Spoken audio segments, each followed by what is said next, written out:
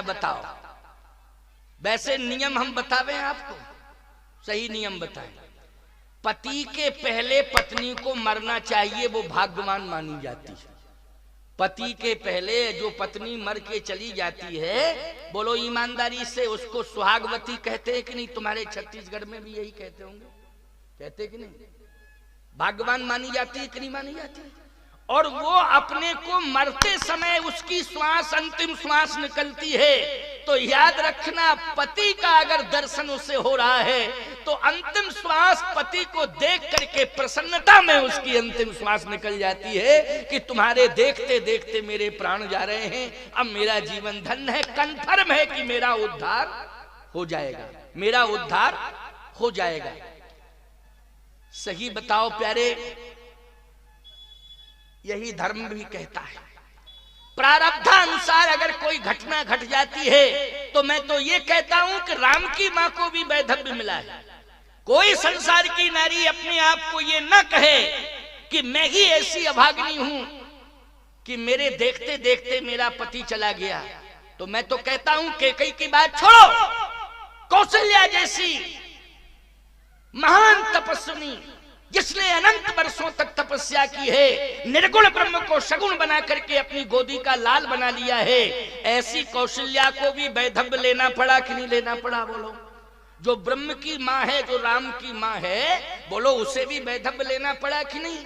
हमारा किसी प्रकार से ऐसा भाव नहीं है कि अगर दुर्भाग्य के कारण, किसी घटना के कारण कभी किसी परिवार में ऐसी कंडीशन आ गई हो तो वो माताएं अपने को ये सोचने लगे कि स्वामी जी भी तो इस प्रकार की बात कह रहे थे कि उससे बड़ा दुर्भाग्यशाली संसार में कोई होता नहीं है जिसको पति छोड़ करके चला जाए।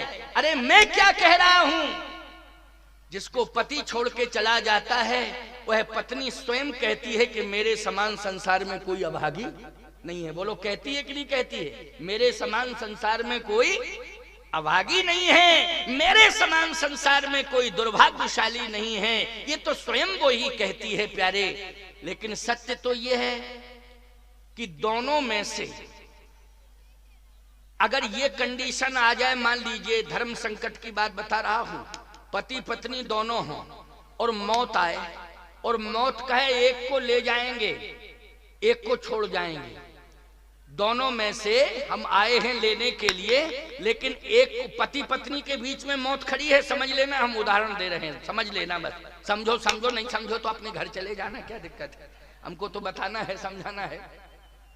पति पत्नी के बीच में मौत खड़ी हो, मौत, और वो मौत कहे कि हम खड़े तो दोनों के बीच में हैं, लेकिन पति पत्नी में से एक को ले जाएंगे, अब आपस में निर्णय कर लो कि कौन जाने को तैयार, कौन जाने को तैयार। तो बोलो, सबसे पहले पत्नी को कहना चाहिए कि नहीं, पति को छोड़ दो, मैं जा रही हूं, हमारी समझ में। अब वो बात अलग है, क्या कहती क्या नहीं कहती उसके मूड पर है नहीं, लेकिन सही बात तो ये है कि पत्नी को ये कहना चाहिए मौत से कि मौत, मेरे पति को हाथ मत लगाना, मैं जाने को तैयार हूं, मुझे ले चल। बोलो, ललकार के कहना चाहिए कि नहीं कहना चाहिए? और पत्नी कहीं ये कह तो संदेह पाया जाएगा नहीं, संदेह पाया जाएगा कि नहीं पाया जाएगा? इस प्रकार की भाषा बोले। एक बार मेरे सामने एक व्यक्ति रोता हुआ आया, बोले महाराज महाराज महाराज महाराज। हमने क्या बात है? बोलो, पत्नी को समझा दो मेरी, नहीं तो मैं आत्महत्या कर लूंगा। हमने कहा अरे ये तो बहुत खतरनाक बात है। उसकी पत्नी भी पीछे से आई। मैंने कहा कि पति अगर आत्महत्या करेगा तो पाप तुझे लगेगा कि नहीं, और तू विधवा हो जाएगी, तेरा जीवन बेकार है। ऐसी परिस्थिति पति के सामने क्यों पैदा कर रही है कि ये आत्महत्या करने को तैयार है? बात क्या है?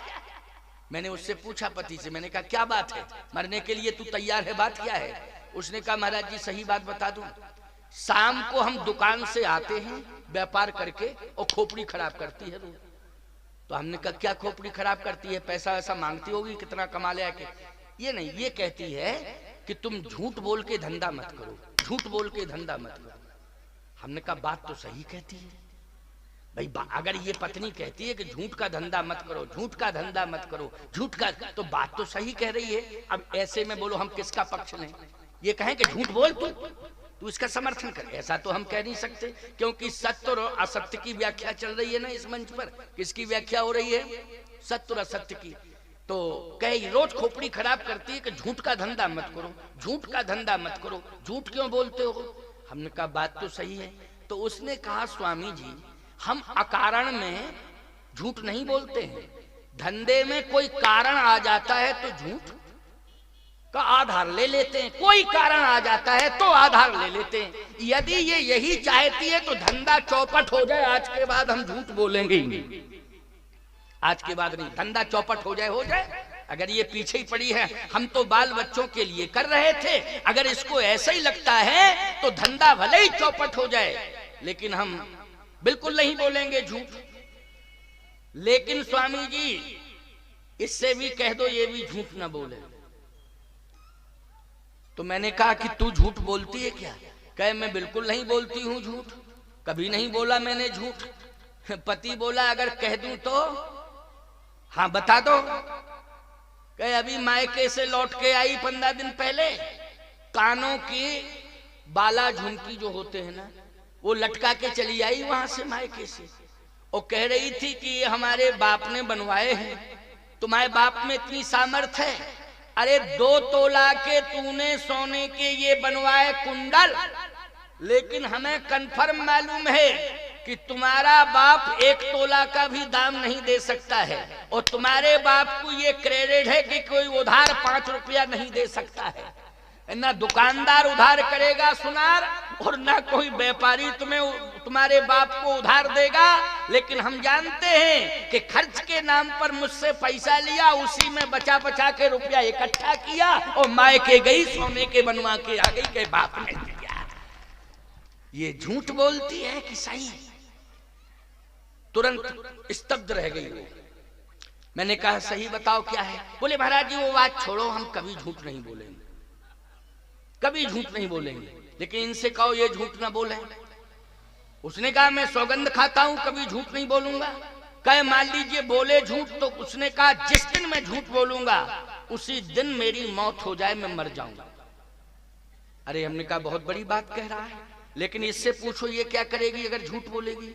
उसने कहा अगर तुम ये करते हो प्रतिज्ञा कि जिस दिन मैं झूठ बोलूं उसी दिन मर जाऊं, तो पत्नी बोली मैं भी प्रतिज्ञा करती हूं जिस दिन झूठ बोलूं उसी दिन विधवा हो जाऊं। बोलो इससे बड़ा दुर्भाग्य बोले मैं क्या होगा? अब बताइए भाई, मरना तुम्ही को पड़ेगा दोनों तरफ से।